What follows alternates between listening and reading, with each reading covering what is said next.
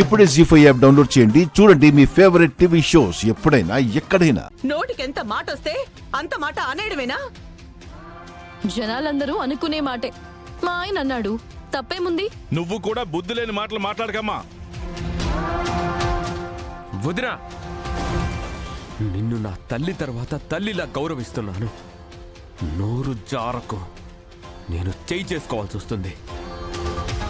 అక్కని పట్టుకొని ఎంత మాట అంటున్నాడో చూడండి. అంటాడు. ఎందుకండు? వీడికి అవని తప్ప ఇంక ఎవరు కనబడరు కదా. రేయ్, అవని గురించి మీరు తప్పుగా మాట్లాడితే పుట్టగతులుండవు.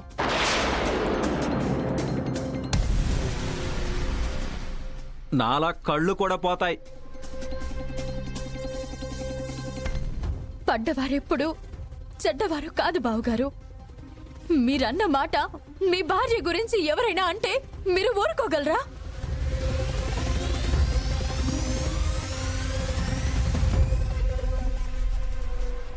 ఆడది తప్పు చేయాలనుకుంటే దాటే గడపకి కూడా తెలియకుండా చేయగలదు అని అంటారు. 5 సంవత్సరాలు నేనెంతో ఆవేదనతో బ్రతికితే మీరు నా మీద అంత నింద వేస్తారా? ఎవరి మంచి వారి దగ్గర ఉంటుంది, ఎవరి పాపం వారి దగ్గర ఉంటుంది.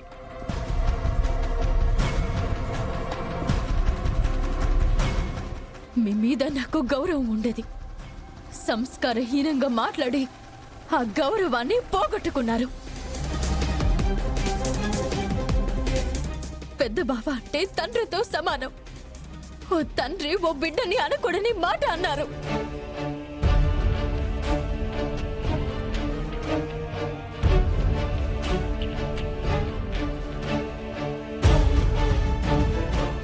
ఈ సమయంలో మనమేం మాట్లాడకూడదు.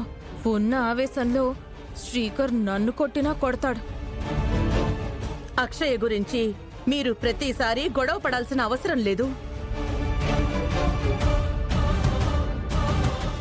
అక్షయ్ని మీరు ఎంతలో ఉంచాలో అంతలో ఉంచడం మంచిది అవని.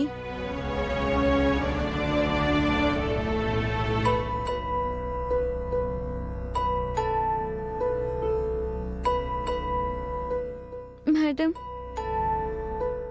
నా గురించి మీరు పెద్ద పెద్ద మాటలు పడాల్సిన అవసరం లేదు. మీరు నాకు విద్యాదానం చేయాలని అనుకున్నారు, కానీ మీ వ్యక్తిత్వం గురించి అందరూ చెడుగా మాట్లాడుకుంటే నేను తట్టుకోలేను.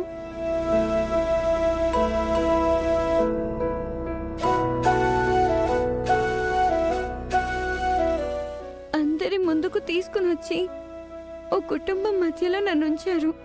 అందుకు నాకు సంతోషం. అంతకు మించి నాకేం అవసరం లేదు. ఇప్పుడు నేను చదువుకోకపోతే వచ్చే నష్టం లేదు. నేను స్కూల్లో జాయిన్ అవ్వను.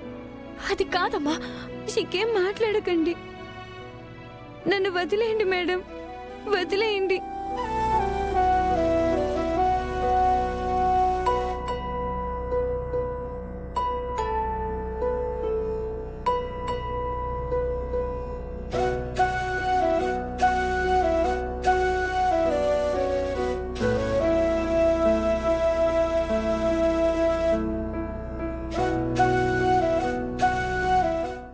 వేదవతి గారి కుటుంబం అంటే అడిగిన వారికి కాదనకుండా దాన ధర్మాలు చేస్తుందని మంచి పేరుంది.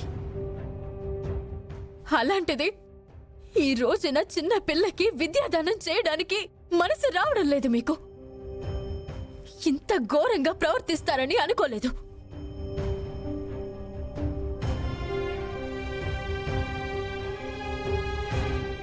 బిడ్డను కోల్పోయిన మేము ఆ బిడ్డలోనే మా కూతుర్ని చూసుకుంటున్నాం. ఇంత నిర్దయగా ప్రవర్తిస్తారని అనుకోలేదు.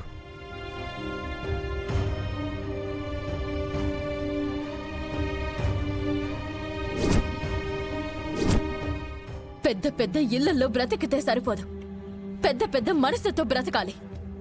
ఇంటి గదులు విశాలంగా ఉంటే సరిపోదు, గుండె గదులు విశాలంగా ఉండాలి.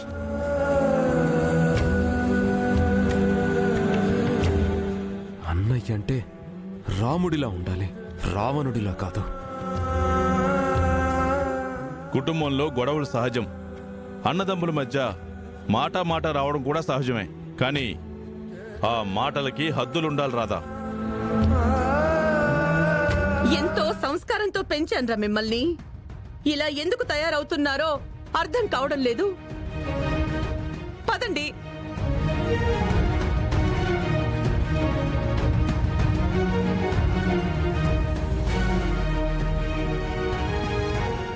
మీరు అడగాల్సింది అడిగారు.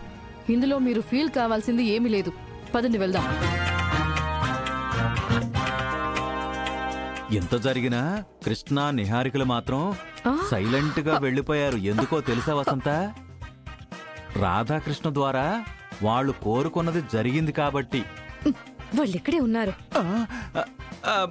నాకేం తెలీదు, నేనేం అనలేదు.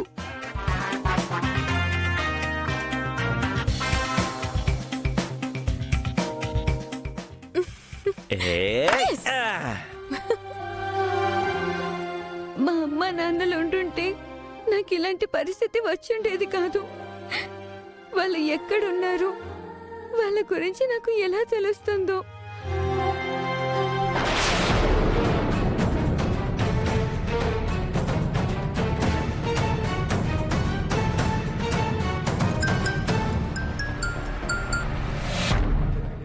ఓం నమ శివాయ. ఓం నమ శివాయ గురువుగారు. అందరూ క్షేమమా గురువుగారు? ఇక్కడ అందరూ క్షేమమే. అక్కడ అందరూ కుశలమా? అందరము కుశలమే. పుణ్యక్షేత్ర దర్శనాలు అయిపోయాయి గురువుగారు. మీ తిరుగు ప్రయాణం ఎప్పుడో తెలుసుకోవచ్చా గురువుగారు? మరో 2 క్షేత్రాలను దర్శించాల్సి ఉంది. అవి కూడా అయిపోతే వచ్చిన కార్యం సంపూర్ణమవుతుంది, మనశ్శాంతిగా ఉంటుంది. అంతా మీరు అనుకున్నట్టే జరగాలి. నేను సంక్రాంతి సమయానికి అక్కడికి చేరుకుంటాను. అవునా? అయితే మీ రాకతో ఇక్కడ భక్తులందరికీ పెద్ద పండగే. మరో ముఖ్యమైన విషయం ఏమిటంటే, నువ్వు వేదవతి గారి ఇంటికి వెళ్ళి నా గురించి చెప్పి నేను సంక్రాంతి నాడు వారిని కలుస్తాను అని చెప్పిరా. అలాగే స్వామి. ఆ మధ్య వారు నాకు ఫోన్ చేసి ఒక విషయం గురించి చెప్పడం జరిగింది. ఆ విషయానికి సంబంధించి వారితో మాట్లాడాల్సింది చాలా ఉంది. ఓ అద్భుతమైన సంగతి వారికి చెప్పాలి. ఫోన్లో ఆ విషయాలన్నీ మాట్లాడలేను. ఎదురుగా ఉండి చెప్తేనే బావుంటుంది. వారు ఆనందపడతారు. సరే గురువుగారు, వెళ్ళొస్తాను. ఆశ్రమం జాగ్రత్త నాయనా. సరే గురువుగారు, ఉంటాను. ఓం నమ శివాయ. వేదవతి గారిని కలిసి అవని కూతురు గురించి కొన్ని నిజాలు వాళ్లకు తెలియజేయాలి.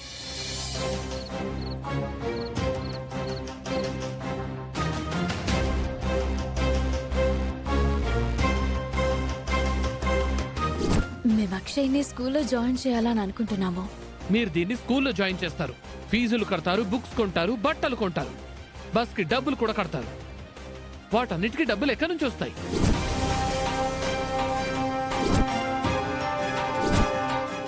అక్షయ! జీ5 యాప్ డౌన్లోడ్ చేసి అన్ని ఎపిసోడ్స్ పూర్తి ఉచితంగా చూడండి.